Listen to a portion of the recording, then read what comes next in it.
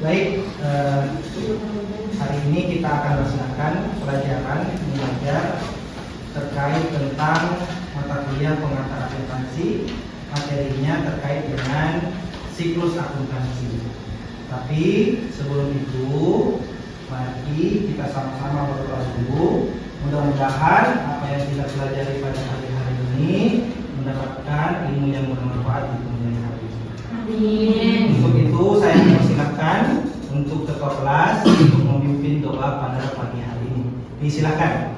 Baik, terima kasih atas kesempatannya Pak dalam mata perkuliahan ini.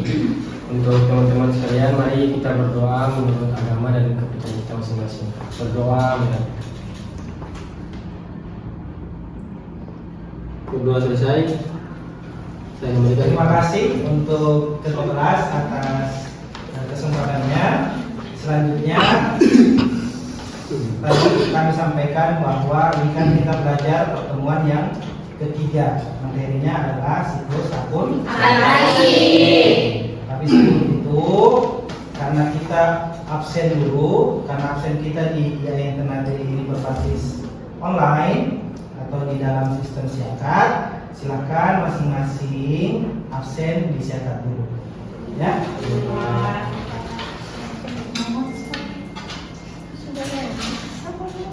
Kalau sudah selesai, silakan sampaikan ke Pak. Sudah Pak. Sudah semua? Sudah. Baik.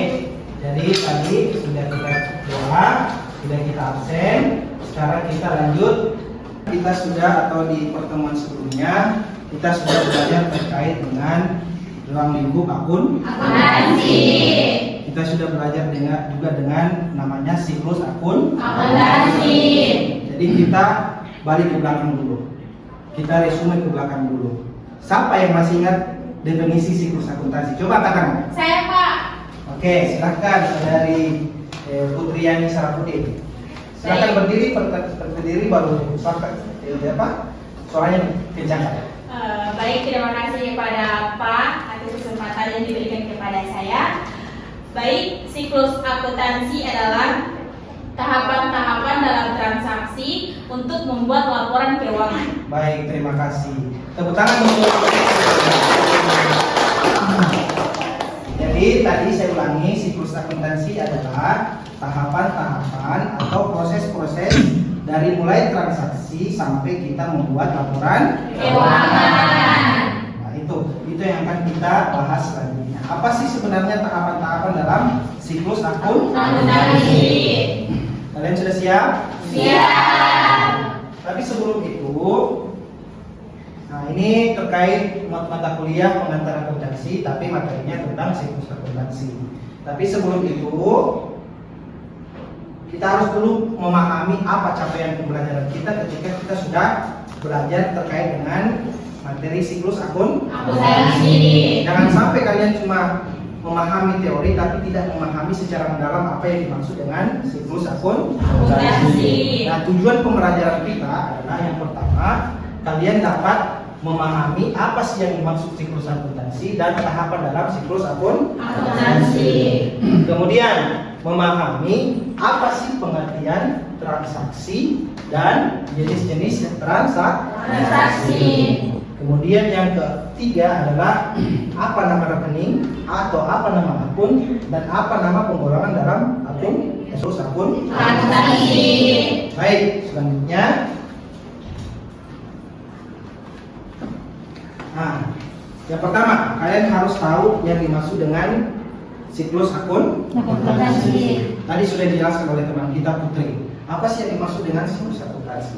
Siklus akuntansi adalah tahapan-tahapan dari transaksi menjadi laporan keuangan atau proses-proses dalam transaksi sehingga kita bisa buat laporan keuangan. Jadi kita tidak bisa ecek-ecek langsung bisa buat laporan keuangan. Ada tahapan yang sebelumnya harus kita lalui. Namanya siklus akuntansi. Paham sampai sini? Paham. Lanjut. Nah, seperti yang Pak bilang tadi, ada tahapan, ada proses transaksi dalam membuat laporan keuangan, ya kan? Iya. Yang pertama tahapannya disebut dengan harus ada namanya bukti transaksi. mengikuti transaksi. Itu tahapan pertama. Kemudian yang tahapan kedua disebut dengan jurnal. Kita sebut biasa namanya jurnal umum, ya kan? Ya. Kemudian setelah kita jurnal, baru tahapan yang ketiga adalah namanya posting buku besar. Setelah posting buku besar, baru kita masuk ke neraca saldo. Setelah masuk ke neraca saldo, ketika ada transaksi yang masih berkaitan dengan tahun berikutnya, maka harus ada namanya jurnal penyelesaian. Kemudian setelah jurnal penyelesaian, terus ada namanya neraca lanjut. Kemudian yang kemudian setelah neraca lanjut ada namanya laporan. Dan yang ketiga ini adalah sebagai alat pembantu saja. Tujuan kita adalah membuat laporan keuangan. Sudah paham sampai di sini? Paham.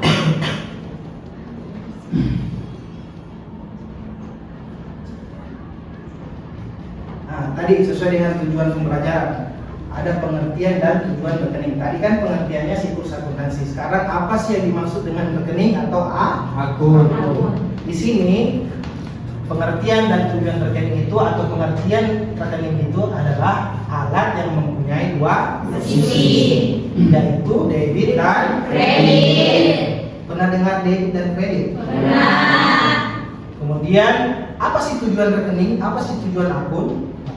Tujuannya adalah pemakaian rekening adalah untuk mencatat data yang akan menjadi dasar penyusunan laporan keuangan. Ya, paham ya? Paham. Oke.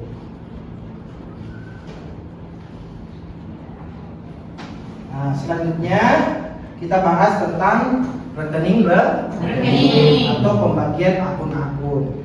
Di akuntansi itu ada dua macam rekening. Yang pertama rekening real dan rekening nominal. Rekening real terbagi menjadi 3 bagian. Yang pertama ada namanya aktiva atau harta. Kemudian yang kedua ada namanya tak berhutang. Kemudian utang itu terbagi menjadi 2, utang jangka pendek dan utang jangka panjang. Kemudian yang ketiga ada namanya modal. Kita sisinya prive dan modal. Kemudian ada pendapatan dan beban. Itu sebenarnya pendapatan itu ada pendapatan usaha, pendapatan biasa, tergantung transaksi yang akan muncul di kasus. Kemudian ini beban juga, ada beban listrik, beban telepon, beban air, ya. Nanti kita bahas selanjutnya, ya. Yang penting kalian sudah memahami apa yang dimaksud dengan harta, utang, modal, pendapatan dan beban. Ya, bisa dipahami sampai sini? Bisa. Nah, ini secara umum. Nama rekeningnya berbeda. Kalau harta dibagi 3 lah. Ada harta lancar, ada harta tetap, ada harta tak berwujud. Kalau harta lancar biasanya umur ekonomisnya kurang dari 1 tahun. Apa contohnya? Kas, perlengkapan, itu termasuk harta lancar. Kalau harta tetap biasanya umur ekonomisnya lebih dari 1 tahun.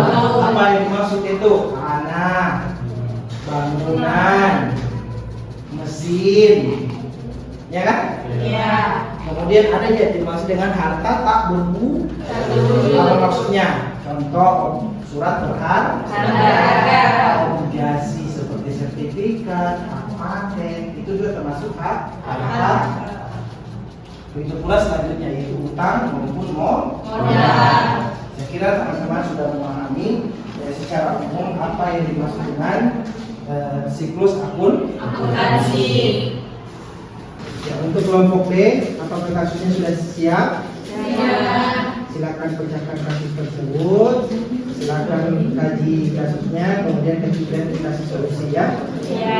Nanti ketika ada pertanyaan, silakan tanya ke Pak. Oke? Ini sudah dapatkan? Silakan diulang dari apa dan cari solusinya. Ya? Kalau ada pertanyaan nanti panggil ke Pak. Oke? Baik, sudah mengerti tadi apa yang Bapak jelaskan? Sudah. Baik, karena kita sudah belajar teori selama kurang lebih 50 menit sampai 1 jam tadi. Sekarang saya lihat ada yang mahasiswa ini sudah ngantuk, seakan-akan ngantuk atau capek, mari kita yel-yel dulu untuk membuat semangat kita lebih tinggi atau rasa ngantuknya hilang. Setuju? Setuju. Baik, untuk yel-yelnya saya minta kepada saudara dan Ramdhani menjadi pemimpin yel-yel. Silakan Ramdhani. Terima kasih Pak. Sini. Sini. Teman-teman semua tahu tepuk semangat? Tahu. Pertama ya? Iya. Tepuk semangat.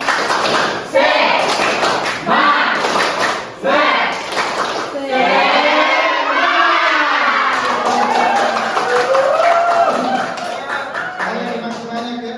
Iya. Baik, terima kasih saudara Ramdhani ya. Ya, apakah ngantuknya hilang sedikit? Oke, tadi kita lanjut ya. Tadi kita sudah yel-yel, tadi sudah semangat ya kan? Iya. Ngantuknya hilang sedikit ya kan? Iya. Mari kita lanjut materi terkait apa yang menjadi pelajaran kita pada pagi hari ini. Kita tadi sudah belajar teori ya, terkait Iya. dengan mata kuliah penata akuntansi yang berkaitan dengan siklus Siklus akuntansi. akuntansi. Sekarang kita berbicara tentang kita berbicara tentang moderasi beragama. Pernah dengar kata moderasi beragama? Karena itu adalah program dari Kementerian Agama Republik Indonesia yang ada di Indonesia. Kenapa? Karena kita Indonesia ini agamanya banyak, bukan sekedar Islam. Jadi tentunya moderasi dalam kalangan mahasiswa itu harus dipahami. Ya, karena kita bersaudara. Nah, tapi sebelum itu ada enggak yang bisa menjelaskan ke Pak dan teman-teman sekalian apa yang dimaksud dengan moderasi beragama? Ya Pak.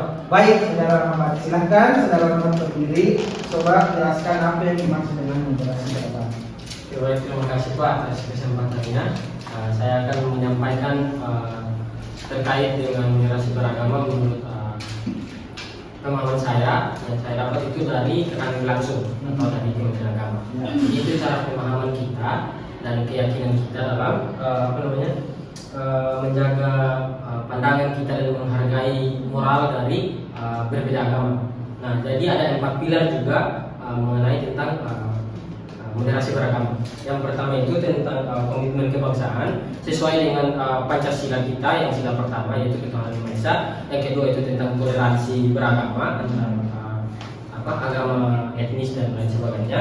Dan juga ada anti kekerasan. Dan yang terakhir itu ada akomodasi dan penerimaan terhadap tradisi dan budaya yang ada di Indonesia. Sudah. Ya sudah. Jadi itu yang dijelaskan oleh saudara Rahmat. Tepuk tangan. Kita pahamnya apa yang dimaksud dengan moderasi. Oke, ada dari mahasiswa karena berakhirlah kita belajar pada pagi hari ini. Kita sudah belajar tentang teori, belajar tentang moderasi beragama dan belajar mengerjakan Kasus. Saya sebagai dosen mengharapkan apa yang dipelajari hari ini mudah-mudahan menambah ilmu adik-adik mahasiswa di kemudian Hari. Amin. Demikian pembelajaran kita pada pagi hari ini. Mari kita tutup dengan ucapan hamdalah. Alhamdulillah.